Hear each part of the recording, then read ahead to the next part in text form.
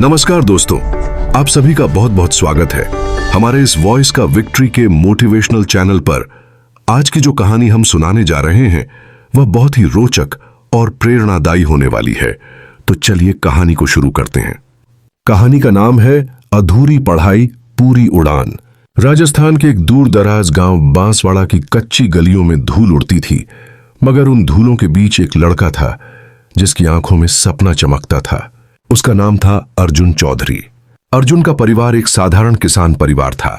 पिताजी दिन भर खेत में काम करते और मां घर के कामों के अलावा कभी कभी पड़ोसियों के घर बर्तन मांजने जाती ताकि कुछ अतिरिक्त पैसे आ सकें। उनके पास जिंदगी की जरूरतें पूरी करने के लिए जरूर जज्बा था, लेकिन साधन नहीं।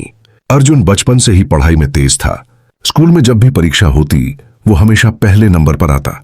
अध्यापक उसे गांव का रतन कहते थे।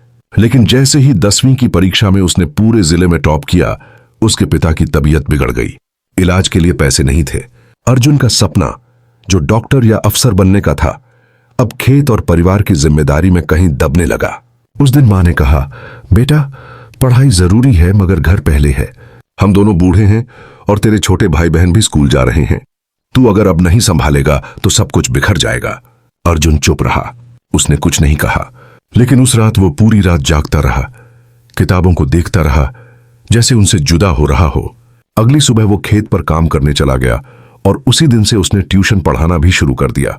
सुबह 5 बजे खेत में, दोपहर में गांव के बच्चों को पढ़ाना और रात को एक पुरानी लालटेन की रोशनी में खुद पढ़ना, यही उसकी दिनचर्या बन गई। उसके पास न स्मार्टफोन था, न इंटरनेट, न कोचिंग, न गाइडेंस, लेकिन उसके पास था इरादा। गांव के लोग अक्सर तंज कसते, अर्जुन अफसर बनेगा? ये हल चलाने वाले अफसर नहीं बनते बेटा। वो हंसते थे और अर्जुन चुपचाप मुस्कुराकर अपने काम में लग जाता। वक्त बीतता गया। 5 साल तक वो पढ़ाई से दूर रहा, लेकिन अंदर ही अंदर उसने खुद को एक लक्ष्य के लिए तैयार किया। जब छोटे भाई बहन थोड़े बड़े हो गए और खेत की जिम्मेदारी थोड़ा कम हुई, तब अर्जुन ने दोबारा किताबें उठाईं। इस बार सिविल सेवा परीक्षा के लिए। पैसे नहीं थे फॉर्म भरने के लिए। मां ने अपनी शादी के गहने बेच दिए, वो गहने जो उन्होंने अपनी बेटी की शादी के लिए संभाल कर रखे थे। अर्जुन ने कहा, मां अगर नहीं हुआ तो?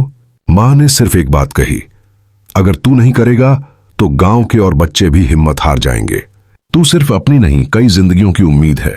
पहला प्रयास असफल, दूसरा प्रयास प्रीलिम्स निकला, मेंस में रह गया। तीसरा प्रयास मेंस भी निकला, इंटरव्यू में नंबर कम रह गए।